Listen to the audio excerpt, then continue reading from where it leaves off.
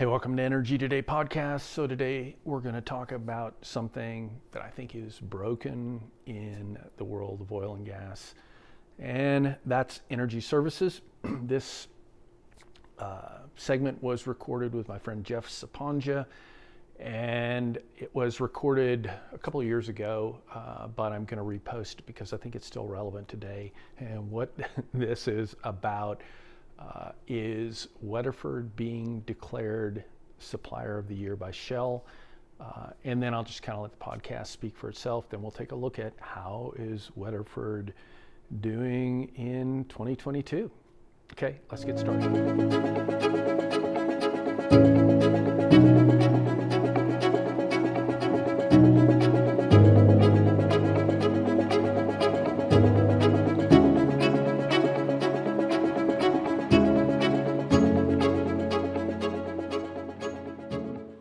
Jeff, today we're going to talk about kind of one of the subjects that is shared or is discussed kind of in the industry quite a bit, especially probably in the service industry. But is the industry broken? Is oil and gas broken? Relationships between the service industry, what's going on with companies? There's been 182 bankruptcies of service companies in the United States, which maybe is part of downsizing. But let's talk about it, and your opening comments, and then we'll talk about one specific case. Yeah, I think I've heard a CEO of a major service company say to me that the producers and the nature of the business today has knocked the humanity out of the services companies, and I think what we're going to discuss today is one of those examples. Okay. So the subject we want to talk about today is basically an announcement that was made, and it's a little bit dated, but I still think it's relevant to discuss. And it was one of the super majors that declared Weatherford as their Supplier of the Year, and then we'll talk about what happened after that. But even when it happened, I kind of thought, well, really, is that what our industry is down to? So you used to work for Weatherford at one point. Yes, I was spent 5 years at Weatherford, and very interesting company, and it was one of the, I guess, service companies that has had a lot of influence on the industry. Very forward thinking, made a lot of acquisitions, grew very quickly, enjoyed a very strong stock market premium. A number of things like that was why Weatherford is where it was in those days. And they started. I remember they started as EVI. I was in Dallas, Texas, working as a young sales engineer, and acquired Weatherford, changed the name to Weatherford, and then acquired. And actually, they became the kind of part of the big four: Baker, Schlumberger, Halliburton, and Weatherford. And they had their glory day, but that's not really been the case the last couple of years. What's going on with Weatherford? Well, number one is that Weatherford obviously has gone through ultimately a Chapter 11 and gone bankrupt. And fundamentally, at a very high level, Weatherford lost their trade premium. So their ability to acquire companies, small companies, technology companies, etc., creatively has gone away. So they had to organically survive, meaning that they had to generate income, revenue, profit from within, and no longer had the capability to buy companies. And that's when things became more and more challenging. And in a competitive environment and dealing with procurement groups and these large producers, over time that whittled away to the point where the company had to file for Chapter 11. And so if you look at the actual numbers during the year this happened, Weatherford generated roughly $5 billion in revenue, lost $1.4 billion.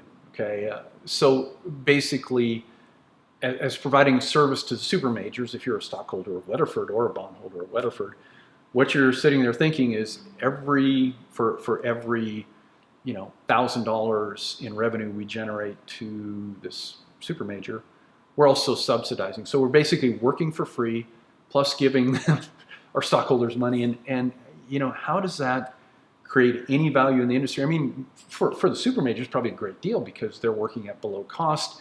They're really subsidizing this super major that I think this particular year earned $16 billion in profits. So how does that happen in our industry that we have service companies that do that, and then the super major says, "Hey, there's our supplier of the year." So that's the irony of the whole thing, and I wouldn't say entertainment of the whole thing, but listen to what was just said, is that here an announcement is made by a super major that they have a great partner, this is all great, and this is one partner in the equation that succeeds and the other partner is sacrificed. And in the spirit of mutualism, that is not mutualism. One is benefiting and one is not. So talk about taking the humanity out of the service sector. This is a classic example of that, Dan. And here's a company now that has gone broke as a result of being treated as a partner when really that's not the case. It's one side wins and one side loses.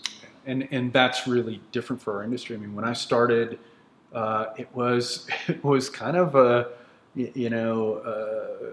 tide lifts all boats. But I mean, we got from $26 oil prices, and the tide didn't lift the boats of any of the service companies. Right? I mean, they're all suffering, especially in North America.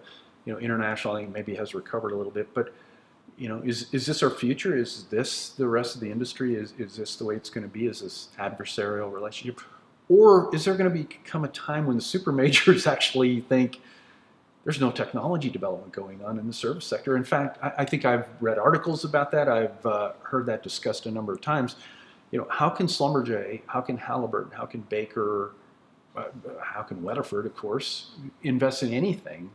Or are the new technologies going to come from smaller companies? I mean, that's the question. But how can there be investment in research and development?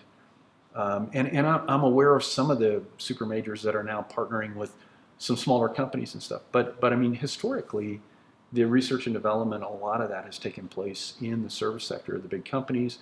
Is that going on now? When you look at a company that is doing billions in revenue but losing billions on top of all that, that doesn't happen overnight. So that has been going on for quite some time.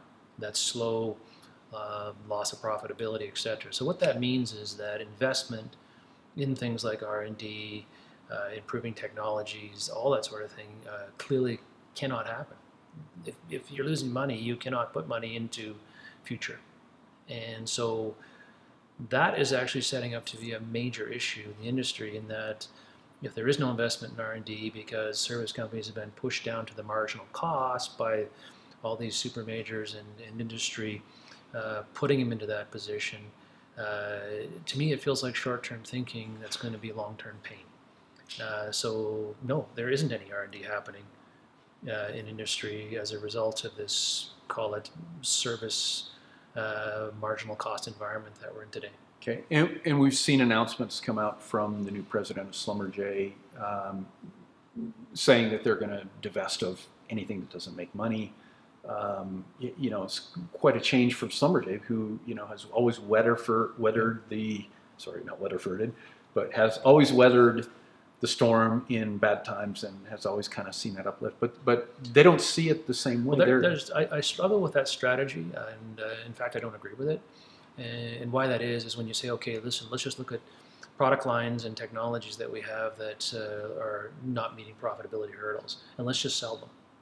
So where is the long-term strategic view in that equation?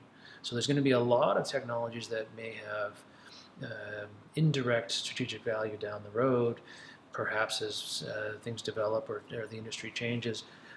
Those could become key technologies. And to divest them at this point in time because they may not reach profitability hurdles, I think is very short-term thinking, just to create an environment where they have optically a profitable entity. Again, I think long-term stability of that is just not there, and again, it takes the guts out of the R&D part of the industry, which adds up to being that we're going to be lacking technologies down the road here, and cost per barrel is going to be going up for all the producers. So one final question, and it's this, okay? we know the industry, at least in North America, which has been most of the spending in the world, or the majority of spending now, is starting to change. I think international spending might exceed spending in North America. Probably will for sure next year because everybody's dropping rigs. But so we've had the lowest costs, most of the service industry working at a loss. One completion methodology, pretty much plug and perf in the Permian, in North Dakota, in the Stack, in the Scoop, and the Eagleford. I mean, Montney, yep. and now kind of moving to the Montney to some degree.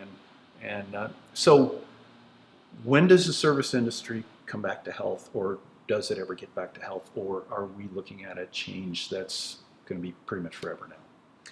Well, I think it begs the question, and maybe Dan, you can put a bunch of color on this one, is the day of the major service company in trouble?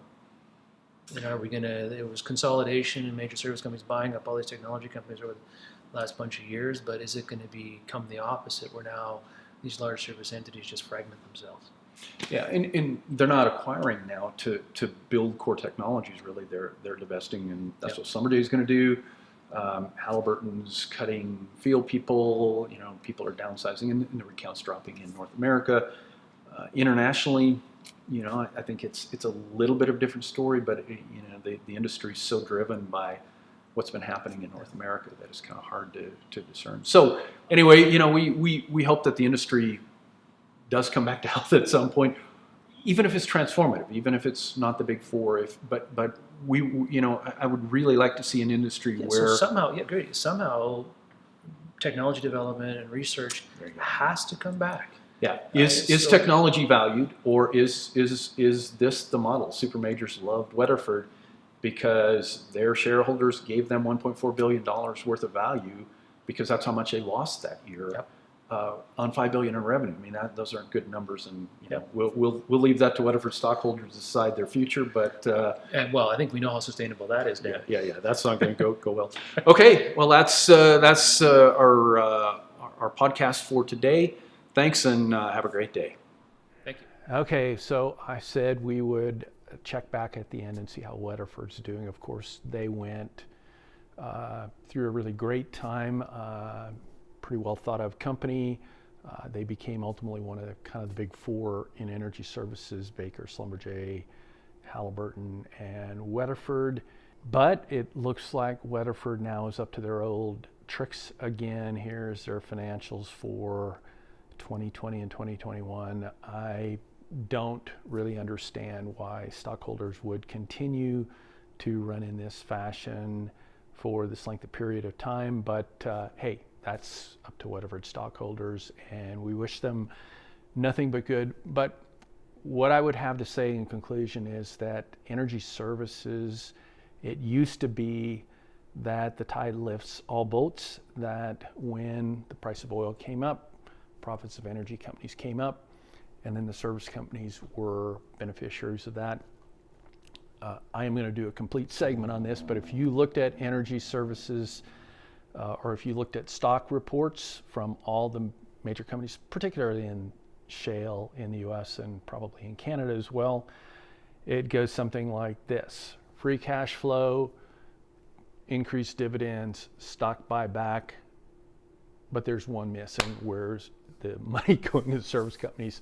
I don't know why anyone would start energy services in Midland, Texas right now until that begins to change. Hopefully 2022, it will. We'll stand by and see. Thanks for watching. Have a great week.